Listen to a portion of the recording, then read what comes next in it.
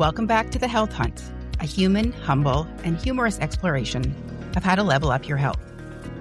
I'm Sandy, here with my co-host Dan, and today we're wrapping up our 3-part sleep series with something a little deeper and a little more personal.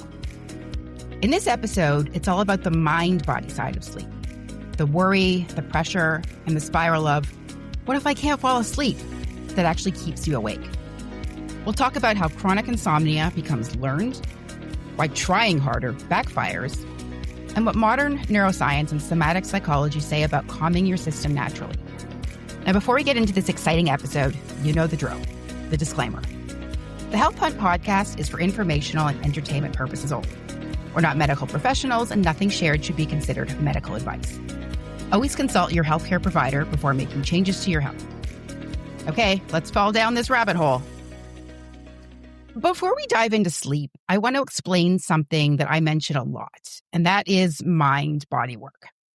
It's something that I'm intensely passionate about because honestly, learning about it changed how I think about pretty much everything. So for me, mind-body work started as a curiosity about why the pain and anxiety I experienced never seemed to purely be mental or physical.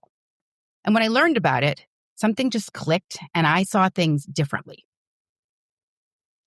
Mind-body work is the science, the lived experience of how our thoughts, emotions, and body sensations constantly talk to and influence each other. Every thought sends a chemical message. Every emotion shows up somewhere in your body. And your body, in turn, then sends signals that shape what your brain thinks and feels. It's like a feedback loop that never stops. The brain isn't a boss giving orders. It's more like a group chat with your nervous system, hormones, and gut bacteria all chiming in at once. And if you've listened to any prior podcast, you've learned how much I hate a group chat. So I certainly don't want that going on in my body. And then when this internal chat gets noisy, yuck, things like sleep, digestion, pain, and even mood can spiral. Scientifically, this is just neuroplasticity, the way your brain and body tuck to each other and learn patterns over time. If your system has been wired for stress, it can keep repeating it. But the good news, and we all like good news, is that you can unlearn those patterns too. All right, time out. Thanks for the intro, Sandy. Yes, I am also on this podcast episode, and I just heard the word neuroplasticity, and I think that has 6 syllables to it. So I have a little bit of a rule that I probably didn't introduce in any prior episode that I think it's like 3 or more syllables, and it's like a medical term. We have to kind of suss it out and explain it. That's both Sandy and I, and then the guests along that will be on the podcast. And let me take a stab at neuroplasticity for our 10 listeners out there. This may be repetitive, but I think my understanding of neuroplasticity means your brain can change as you grow, like Play-Doh. I think Sandy was just describing that. And so I reference it to Play-Doh. And so your brain is always shaping itself based on what you do, think, and practice. It's continuously a work in progress. Sandy, do I have that right? That's exactly it. It means that the brain can change. It's moldable, it's malleable, all the things we want, and that we're not stuck in our current patterns. And by the way, I like big words, so I apologize to anyone if I'm overburdening you with lots of letters and syllables. We like big words, but we just have to define them. And I think because of the work that I've been doing, that's almost just like a term that is in everyday life. And so I appreciate you bringing that up because obviously that's not something that everybody has come across. So really that is, and what I just explained is, that is the heart of mind-body work.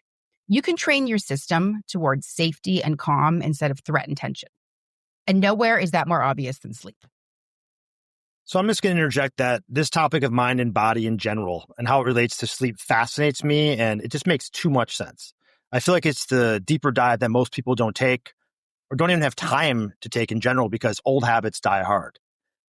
It takes patience and focus. It's really habitual to train your brain to associate things differently. So I'll be a good listener here while we discuss this, and I'm just honestly a very curious newbie here. Yeah, and just kind of a point of reference, just knowing that your brain can change and that you can change your patterns and habits and even your thinking patterns is sort of the first step in being able to change them. So I know that sort of sounds like a basic concept, but it's actually incredibly important. Most of us think insomnia is about bad habits.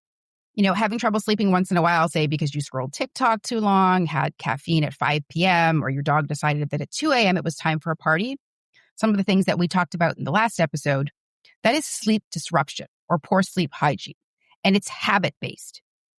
So let me make a quick distinction. Chronic insomnia is much different. It's when trouble falling asleep or staying asleep happens at least 3 nights a week for 3 months or more, even when you're doing everything right. Okay, this makes a ton of sense for me. And I think when I'm thinking about this as you're talking through it, the equivalent of this would be when I skip my 10:30 window when I fall asleep, meaning about 10:30, my body's like, you are tired, go to sleep. But if it's fall or late spring and there's college football, college basketball, NBA, NFL, you name it, it's on all the time. These are complete distractions, whether it's pizza or your Cinnabon or whatever you want to call it. These are the distractions for me to get me past my 10:30 window. And it laps into when am I ever going to fall asleep? And it's really, this is the culprit for me. Exactly. But see, what you're describing is more habit-based, right? You have things that are things outside of you that are specifically driving your inability to sleep, right? I mean, I get it because during the World Series, my Blue Jays were one of the teams, and I stayed up till 3 a.m. watching an 18-inning game where they lost. And because I'm older and recovery takes a long time, this was probably a month ago, but I think I'm still recovering. But what we're talking about, this chronic insomnia, it's very different. It's a regular thing that's not caused specifically by your habits. And it comes with daytime fatigue, brain fog, mood changes. And here's the key. It's driven by your nervous system being stuck in alert mode. Researchers call this hyperarousal, meaning that your body has learned to treat nighttime as danger. So habits might throw off your rhythm for a night or two, but chronic insomnia is when your whole system has basically just forgotten how to power down, meaning your body is stuck in go mode, even though you're horizontal. Brain scans show that insomniacs actually have higher activity in the amygdala, which is the fear center of your brain, and prefrontal cortex, the overthinking part. It's like having a smoke alarm going off whenever you try to rest. I'm going to interject 1 second. I'm not going to do it now. I don't even know if I can pronounce this word if I said it 3 times, but amygdala, that would be a word that's many syllables that I have no idea what that means in deep and in depth. And so just pointing it out, but carry on, Sandy. Sorry for the interruption, but big word. Big word. Now we know what Dan's trigger is. It is large, overlettered words. So what I just described, this sort of like stuck and go mode, is the reason that someone saying, just relax, does not work, right? That's not helping you. I don't know if that has ever worked for anybody ever. If it has worked for you, please let us know. The body's not lazy. It's protecting you from a threat, but it's a threat that doesn't exist. So if your brain has learned, and again, this is where the neuroplasticity come in. If your brain has learned that nighttime equals danger, the goal isn't to force sleep. It's to teach your system that you're safe again, right? You want to learn that sleep and nighttime is not dangerous. Now, I know that sounds like a given, but at some point, your brain is learning certain things about what nighttime means. And that's where the mind-body work comes in. Because your sleeplessness becomes learned. You can't just fix it with more sleep tips. You have to literally retrain the wiring itself. So let's talk about how to unlearn this behavior. I like that line about having to retrain the wiring itself. That speaks to me as it relates to my battle with chronic insomnia over months. As I touched on in the first part of the first episode in this series. I honestly can't attribute any specific moment or cause to what caused my insomnia, but there was definitely hyperarousal, another word, monosyllabic, as you mentioned. And I would open the door to my bedroom, and it was like you open the door to the dark room, and it's like, oh, not this place again. Associating with a negative place to be, and just a horrible time in my life. And all of what you're talking about here connects with me a lot. Yeah, and I think I explained this in the last episode where I talked about the sleep issues that I'm having with my dog. And because it's so recent, I remember as it would be approaching bedtime, I started to feel anxious because I was anticipating how she would be all night and how I wouldn't sleep. And I immediately felt panicked. And so even if she fell asleep a little bit, I was actually in a state of hyperarousal because I was anticipating her waking up. And so there was a learned behavior of associating nighttime with a certain fear, the fear of not sleeping. And sleep anxiety, as we've been talking about, is not just about the night. It's also about the day that you predict tomorrow will be. And this is kind of the kicker. The mind loves to forecast disasters. If I don't sleep, I'll be useless tomorrow. If I'm tired, I'm going to mess up that meeting. And boom, you've entered forecasting mode.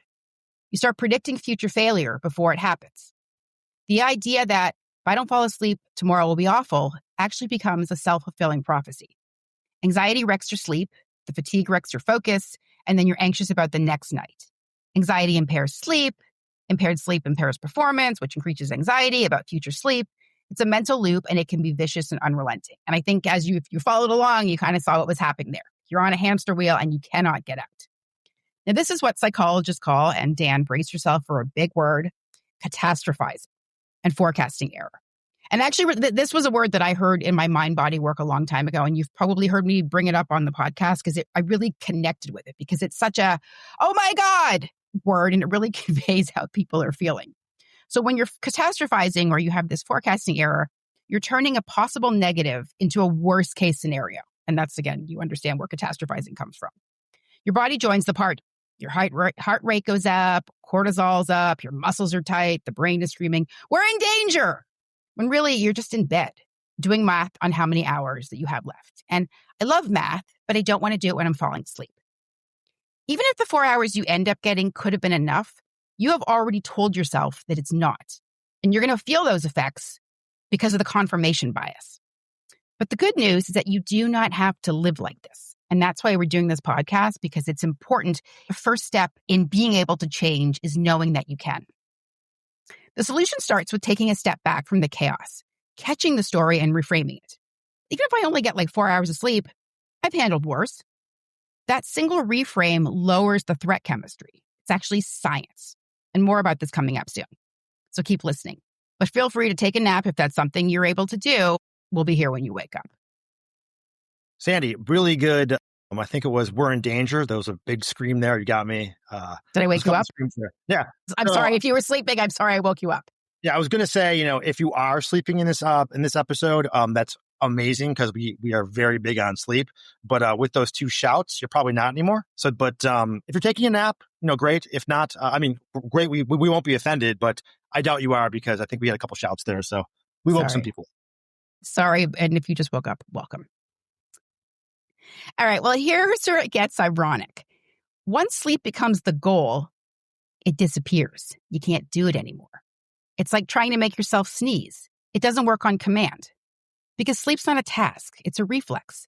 The more we try, the more tension we build. That sounds like performance anxiety to me, and we don't want any kind of performance anxiety while you are in bed. Hint, hint. We don't. And I feel like this is another t-shirt for the Health Hunt t-shirt store. Say no to performance anxiety. I like it. Okay. But think about it, right? How can you expect to fall asleep when you're lying there and your whole system is active and monitoring? Am I asleep yet? Did I fall asleep?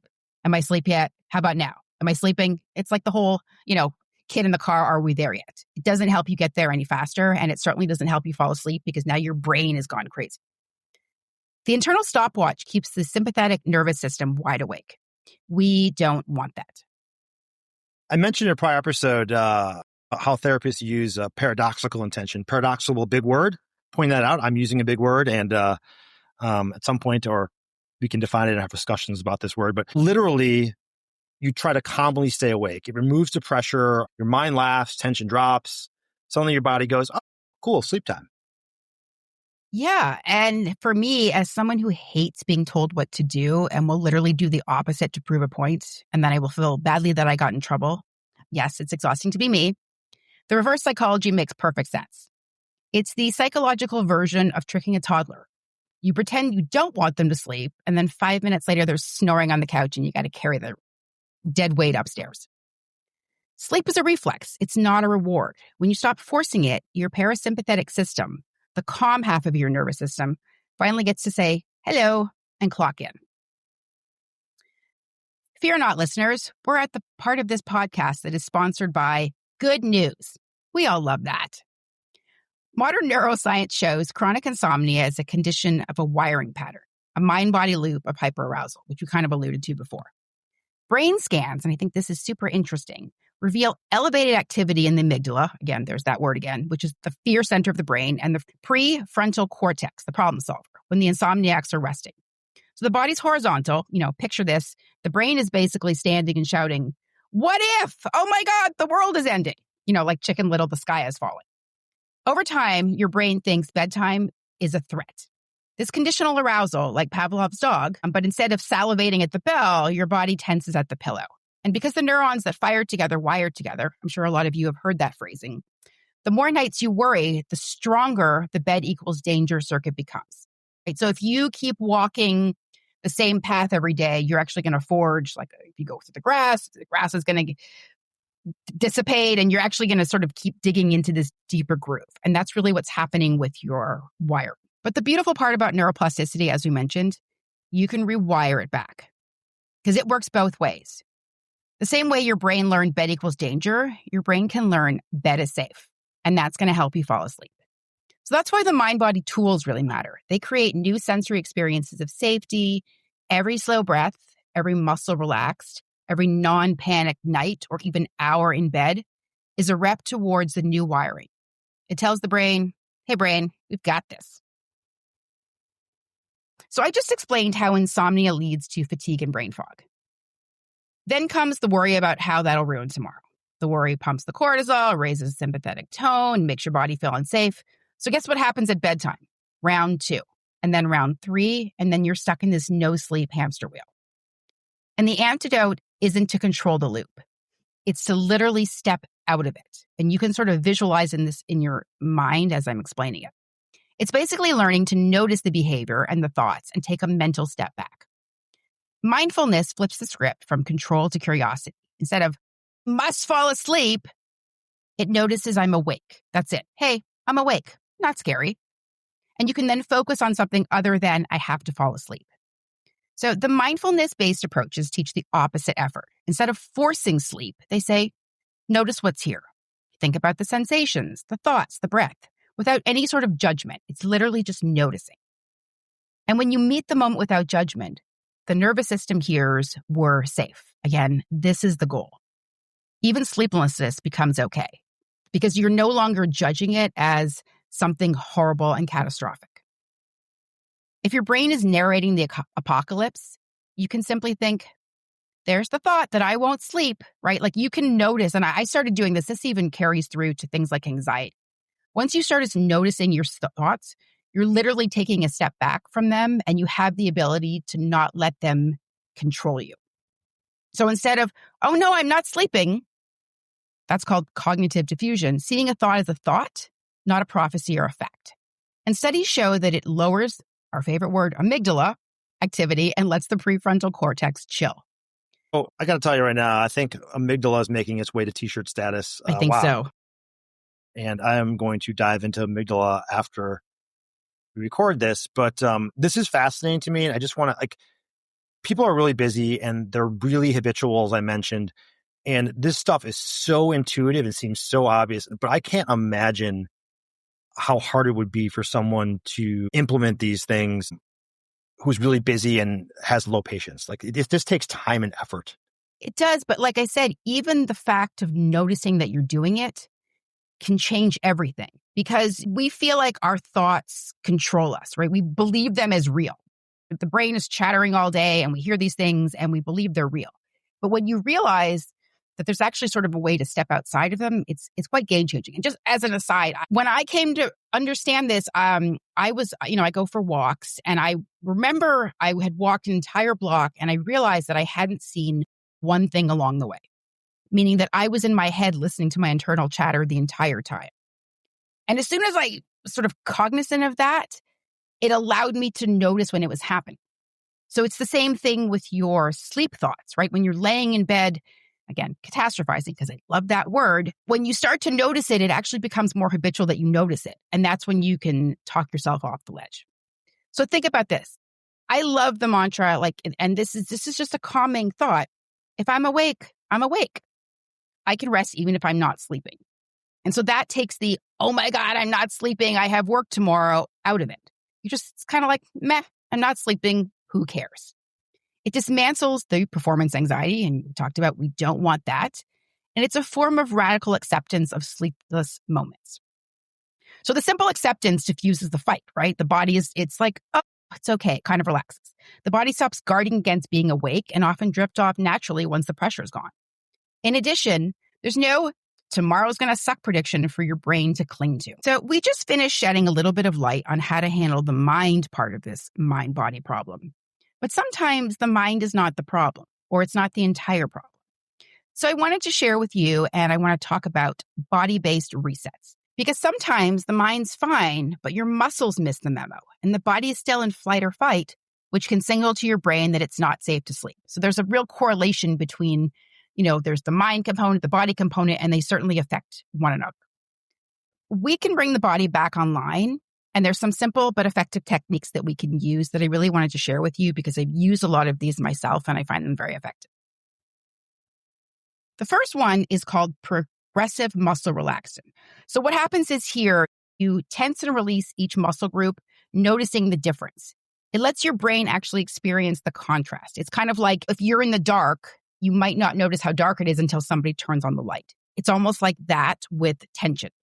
So you're experiencing the contrast, the tense versus relaxed, and that letting go feeling can be incredibly soothing. Like a long sigh for your body. And there's actually something called the psychological sigh that is also a body release. But you could try it now with your fist, right? If you're listening along, you just squeeze it into a really tight ball, hold it for a few seconds, and then release. And notice the difference. Dan, did you do that? I actually, before you even said that, literally just did that. Didn't notice a little bit different. It's funny that you called me out on that. I guess I'm the boss of you. Let's go with that. Yeah, there you okay. Go. So in line with this, there's also a practice that's very useful for sleep. It's useful for just general relaxation, but I've used it a lot in sleep, and it's called yoga nidra. I know it sounds like the yoga where you might be imagining, you got to do all these body movements and stretching and things like that, but it's yogic sleep. It's a guided form of deep relaxation where you lie down, yes, totally still, and you move your attention through different parts of your body while staying awake. It's essentially a meditation technique, and you can find a lot of these yoga nidra meditations on most of the meditation apps or even on Spotify and YouTube. But, it's something interesting to try, and I've always really enjoyed it. Another technique is called guided imagery. And this is where you imagine floating or walking through somewhere peaceful because your brain can't hold the threat of safety imagery at the same time it does with something relaxing or beautiful. And I've come across guided meditations that actually tell a story and sort of take you on a journey through to falling asleep because, again, your focus is on the story and imagining the path that you're walking down or the trees or the dragon, whatever. Maybe that's scary, but whatever is in the story, and it's not focusing on your thoughts or just trying to fall asleep. The next technique is autogenetic cues. This is noticing something like when you're laying in bed, my arms feel heavy and warm. It sounds cheesy, but what it's doing is it trains the body to associate those sensations with rest. Because when I mentioned like carrying a kid up the stair who's asleep, dead weight. When you're in bed, if your muscles are relaxed, you're actually you can feel and allow the weight of gravity to relax you and pull you down. And that's really a point of relaxation. The next one, and we've talked a little bit about it, is breath work. And this is used, again, in all sorts of anxiety release techniques, relaxation. But one example is slow diaphragmatic breathing to the count of 4, 7, 8. And so this is something that Dan had actually mentioned in his sleep episode. So it works like this. So you inhale for a count of 4. You hold it for a count of 7. And then you exhale for a count of 8. And you do this, let's say 3 or 4 times. And it's effective for sleep because it tells your sympathetic nervous system, it tells it that it's safe. There's science behind it, which I'm not going to get into today. But, this form of breathing is really effective. And there's actually also, you could do box breathing, which is 4 in, hold it for 4, exhale for 4, hold it for 4. There's different techniques, and you can kind of find the rhythm that's comfortable for you. So what happens is, and the reason that this is really working is that when you lengthen your exhale, especially the exhale, that's why it's an 8 count. You activate the vagus nerve, which is basically your body's calm down button. So, yay, push the button, calm down, go to sleep. It tells your heart rate to slow, your muscles to loosen, and your nervous system to shift out of fight or flight and into rest and digest, which is the optimal state you want to be in for sleep. So PSA on the vagus nerve. At some point in my health journey, I stumbled on the vagus nerve. I went down the full rabbit hole for what this nerve does. And the more I learned how many critical functions it controls, the more I found myself blaming literally every symptom on it. I'm half joking when I say that, but half serious also too. What blew me away is how much the vagus nerve actually runs your heart rate, your digestion, inflammation, like even breathing patterns that we just discussed here, your mood. It's basically the main communication line between your brain and your organs as far as my understanding from my readings. It decides whether you're in fight or flight or rest and digest, as people may know. I just still joke, if something feels off, it must be my vagus nerve acting up again. But honestly, if you're listening to this, go and you have time, go read about this thing. Go read about this nerve. It's super powerful. It is literally a badass nerve and not something you want to mess with. This is complete. Vagus nerve is a complete t-shirt possibility. There is no question about it. It is. And if this is the first time that you're hearing the word vagus nerve, just for Googling or ChatGPT purposes, it's not Vegas like the Las Vegas, it's VAGUS. And I actually went down the same rabbit hole. I think I listened to an entire book on the vagus nerve. I do a lot of weird things because I've learned things like humming or taking a cold shot at the end of your shower can help to stimulate it. But I kind of stopped the cold shot because if you were listening to previous episodes, you know that I hate being cold. But like Dan said, it is a badass nerve and it's worth understanding because there's a lot of great techniques to help you in sort of all facets of your life with it. What's happening with this breathing is that you're literally changing your chemistry in real time because your heart rate drops, your cortisol lowers, and your brain gets the message, we're safe. And that's why even a couple minutes or cycles of this kind of slow breathing can make your whole system noticeably quieter. And then the last one I want to quickly go over is just gentle movement or yoga before bed. So this is not the yoga nidra, this is real yoga. Any kind of gentle movement, a few stretches, or even just swaying before bed, you can literally shake off the tension. Now, with all of these techniques, you're sending a sweet little letter to your body and teaching it that it's safe to downshift. That's why these techniques appear in every major sleep medicine guide. They reduce psychological arousal. And for all of you fellow nerds out there, this is the nervous system physics. It's science's way of saying, chill out, we got this.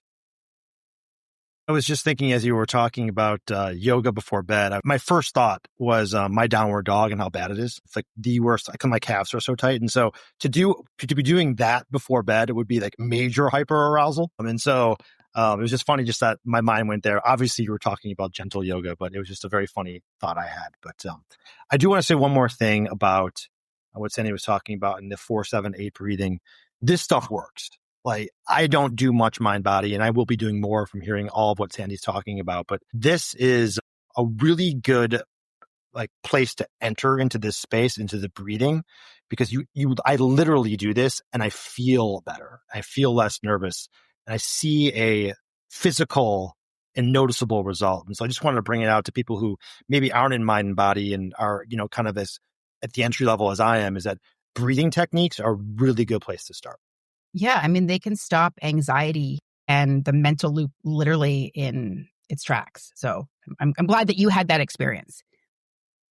Okay, so this next part is for all of my fellow overthinkers. Hey, I see you. I am you. We should honestly start a support group with the meeting beginning with, hi, my name is Sandy, and I have spent countless hours arguing with imaginary future scenarios. Full-time job. So cognitive work really helps here because you don't have to automatically believe every thought in your brain as it shows up, which I was mentioning before. Just because you think something doesn't make it true. And this is important. And I've had this argument with people before. They have a thought, seems like this, and well, you have the choice to not listen. So just really let that sink in for a second, because this realization really, really changes everything. And not just for sleep. Thoughts are mental events. They are not prophecies. So when you catch a thought like this, if I don't sleep, I will ruin tomorrow, you can pause and ask, wait, is that actually true? You can question your thoughts. You can question, where did that thought come from? What's the evidence? Is there science to support this? Most of the time, the answer is something like, well, I've had tired days before, and I still functioned, and nobody died. And I didn't get fired, and honestly, people were probably too busy worrying about their own shit to notice my stuff. Exactly, right? This is the moment you question the catastrophic story, the amygdala, Maybe we should call this the amygdala episode. Your brain's little threat detector. Stop freaking out. It's like, maybe we can calm down. This little pause of, who said so, is more powerful than you can think. And I know I've mentioned that I don't like to be told what to do. So this is the same with my thoughts. My thoughts are not the boss of me. And yes, I still say that from when I was 5 because I love it and I will never stop. So to tie this all together, what we've talked about earlier, here's the mind-body part. When you challenge the thought, your body responds. Again, your heart rate drops a little bit, your shoulders release, the nervous system goes, maybe we're safe. Now let's talk about behavioral experiments, which are basically mini little reality checks for your brain. So say you sleep terribly and your brain's like, great, tomorrow's destroyed. I'll be useless. Instead of accepting that as truth, you treat the next day as an experiment. You go through the day and you actually observe what happens. Did I really ruin everything? Did I truly fall apart? Did I fail at the 83 things that my brain predicted? Or were we just maybe a little tired and maybe moved a little slower and drank a second cup of coffee? 9 times out of 10, people realize the day wasn't nearly as catastrophic as the thought may have seemed. It maybe wasn't fun, and they maybe wanted to take a nap under their desk, but it wasn't total destruction either. Every time you have a tired day and you don't completely fall apart, you're actually disproving the brain's fear. So think about that for a second. You think something's going to be terrible, you can observe it objectively and realize, it's not. That's going to help you feel safe or understand that you don't have to accept the thoughts. And so here's the rewire. Every time you disprove the fear, like I was kind of explaining, you weaken the old neural circuit. Again, this is where the neuroplasticity comes in. The nighttime catastrophizing pathway. And you strengthen the new one. Even if I'm tired, I'll be okay. This is a classic cognitive behavioral neuroscience that your brain learns from experience. It's not from lectures, it's not from bullying yourself, and it's not from 2 a.m. deep dives with ChatGPT. Although I do love those, probably not healthy for me. The real-world evidence proving you're safer than your fears say you are is the golden ticket. Behavioral experiments basically teach your brain, hey, you overreacted. You survived. Please chill. And the more reps you put in, the quicker the brain catches on, which means less fear about tomorrow, which means less anxiety about bedtime, and it means more sleep. Wow, this is great. What's funny to me is how obvious all this seems when you actually test it. Your brain predicts total collapse, and the next day you're just mildly annoyed, drinking an extra coffee. For me, that would be probably extra couple coffees, but nonetheless, still the same. So like the rewire ends up almost embarrassingly intuitive. It's like, oh, I don't implode just because I slept badly. And so for me, this is totally noted and really productive. Yeah. And over time, again, it will rewire your brain. And just, as an example, so this awareness can be a great practice for any type of anxiety or fear. And I'm a procrastinator because I'm perfectionist and I live in a world of the outcome is not going to be perfect. So therefore, let's not even start. And that's a fear-based response. So when you contemplate the real worst case scenario, like a dramatic maximum effect, the oh my God thing, the benchmark could be, will I die? And then after the assessment is, did it kill me? If you're able to answer that thought as no, it didn't kill you. Okay, so now we just want to tie all of this together. The most effective insomnia approaches today blend CBT-1 with mindfulness and relaxation. And Dan talked about CBT-1, which stands for Cognitive Behavioral Therapy, back in episode 6. This is the first episode of our sleep series. And this is really the modern evolution of that, pairing the cognitive and behavioral tools with the nervous system calming tools we covered today. Because changing your habits really does help. But calming your body's alarm system helps even more. When you work with both the mind and the body, you're not forcing sleep. You're teaching your system to trust nighttime again. Blending science with self-compassion works better than white-knuckling through the night. And that's when real, lasting change happens. So the goal is not to force sleep. It's to restore trust between the mind and the body. The best relationships are built on trust. It's not relationship advice, but also it's kind of relationship advice. Before we wrap up, I want to circle back to the episode where Dan talked about sleep apnea, which was, if you're keeping track, episode 6, Sleep 1 of the sleep series. Because I asked him a question that a lot of people DM me about. And yes, we would love to hear your questions and stories, so please reach out. The question was this: can mind-body work help with sleep apnea? Well, so in preparation for this episode, and in part to satisfy my own curiosity, I did some digging. And the real answer is sometimes in certain situations, sleep apnea is a medical condition, as Dan talked about, and for many people, it needs medical treatment. But there is a mind-body component for some cases, okay? So not all cases, some cases, especially the type that gets worse when the nervous system is stuck in stress mode. When your body's in sympathetic overdrive, fight or flight, your airway muscles can tighten, your breathing rhythm can get choppier, and apnea events can become more frequent or more intense. So if that's the cause of your sleep apnea, and again, that is not for everyone, or if it's the catalyst to frequency, the more times that you stop breathing at night, the various practices that calm the system, things like somatic regulation, breath awareness, meditation, and that 4-7 breathing technique can help relax the airways, reduce nighttime tension, and stabilize breathing patterns. Now, again, we're not saying that mind-body tools replace treatment for sleep apnea, so don't throw out your ResMed-11. Whoa. I heard the words throw out your ResMed-11, never. And if you're going to think about throwing anything out, like ResMed, just give it to me because I big fan of ResMed, as you guys know. But I think that I really appreciate people asking about the mind-body connection as it relates to obstructive sleep apnea. In my humble and obviously non-medical opinion, if you have true OSA in the upper airway physically collapses during sleep, this is probably, and as Sandy mentioned, with the mind-body, in certain circumstances, it's probably an anatomical issue and not a physiological one. So if you're playing Inspector Gadget, as one of my favorite cartoons growing up, and sleep apnea is your Dr. Claw. Again, if someone doesn't understand the reference, message me or go watch Inspector Gadget. I would pursue the mind-body route, but I would also speak with your trusted health practitioner for guidance about additional testing for the anatomical part. And as Dr. Claw said in the cartoon Inspector Gadget, next time, Gadget, next time. So I'm having trouble moving on because now the Inspector Gadget theme song is stuck in my head and I can't think of anything else. I'm going to have to use one of these techniques, maybe do some breathing for a few minutes. So we'll pause this and circle back. Well, Sandy got to yell a lot and do like a lot of like high voice things. And I wanted to do a next time Gadget next time. So that was mine. It wasn't like, na na na na, Inspector Gadget. I can't believe I just did that because my singing voice is horrible. I'm sorry to everyone. We have more than 3 listeners now, but probably we're back down to 3. So my That's apologies. pretty good, Sandy, actually. I liked it. Was that correct? Do I remember that? Yeah, okay. We watched a lot of that as kids. Love So, it. All right. Well, quickly circling back to the ResMed-11, Dan has been traveling a lot recently, and we're playing a new game that I am obsessed with. He's playing, and I'm just enjoying the entertainment value. So he's been sending me photos of people on airplanes with their CPAP bag, and I can't even describe to you the amount of joy that it brings me. And, if you want to join this party, please, for my joy, for Dan's joy, for your own joy, post and tag us in your travel adventures with your seatmates CPAP. I promise it's a really good time.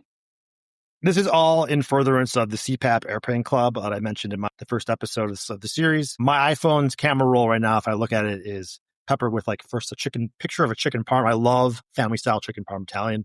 Then there's like a ResMed bag 11 on a Southwest flight to Fort Lauderdale. And then there's like a picture of my dog and other dogs. And then there's ResMed bag on an American Airlines flight in a bin. It's a bit of a random camera roll that I wouldn't want everyone to just happen upon. I know, but it's so good. And going back to the joke or advice not to throw out your ResMed-11, please don't, because this game is really life-changing. And I can't lose this for my life. So get out your phones and take some photos. Okay, moving along. So we just covered a lot. So let's pull it together in a way that your tired brain can actually remember for tonight. Or obviously you can go back and listen to this, but let's try and wrap it up. So the whole episode boils down to one big truth. Chronic insomnia is not a character flaw. It's just a nervous system pattern, and patterns can be rewired. Let that sink in for a minute, because again, that is your initial point of change. So here's the big takeaways. Your mind and body are always talking. Thoughts become chemistry, chemistry becomes sensation, sensation becomes, here we go again. So when we shift that story, we shift the body. And when we shift the body, we shift the story. Sleep issues fall into 2 categories, habits and hyperarousal. Bad habits are fixable with routine. Chronic insomnia equals your system thinks nighttime is unsafe. You can't hack your way out of that. You have to retrain it. The third point, anxiety about sleep often worse than the lack of sleep. catastrophizing, forecasting, performance pressure, your brain becomes your own worst hype man in the worst possible way. But the good news, you don't have to believe everything you think. The fourth point, you can rewire chronic insomnia. Neuroplasticity works both ways. Every calm night, every reframed thought, every relaxed muscle is a rep in the direction of safety. Number 5, mind-body tools work because they send your system the message, we're safe. Slow breathing, body scans, visualization, muscle relaxation, these aren't tricks. They're ways to change the physiology so your brain can follow. And the last point, number 6. Yes, for some, even things like sleep apnea are affected by stress. Again, not a cure, but calming your nervous system can help your airway relax and make everything else better. Okay, so let's make this practical in case you want to try this tonight. Here's 5 simple, actionable steps to start resetting the mind-body sleep loop. Number 1, reframe just one catastrophic thought. When your brain says, if I don't sleep tomorrow, I'm going to ruin tomorrow. Just try this. Tell yourself, I've had tired days before. I can handle tomorrow. Number 2, try the paradoxical intention trick. Tell yourself, I'm just going to rest here and stay awake. Remove the pressure and let your body do what it knows how to do. The third thing you can try a 2 to 3 minute breathing exercise, like we said, the 4-7-8, or any kind of cycle of slow, extended exhales. Calm the body first, the mind will follow. The fourth thing you can try, do one somatic reset. So that would be the progressive muscle relaxation, yoga nidra, a short body scan, anything that tells your muscles you're allowed to release now. And the fifth thing you can try, notice, don't fight your wakefulness. If you're awake, you're awake. So what? You're not going to die. You can rest even if you're not asleep. Letting go of that fight is sometimes the thing that makes sleep possible.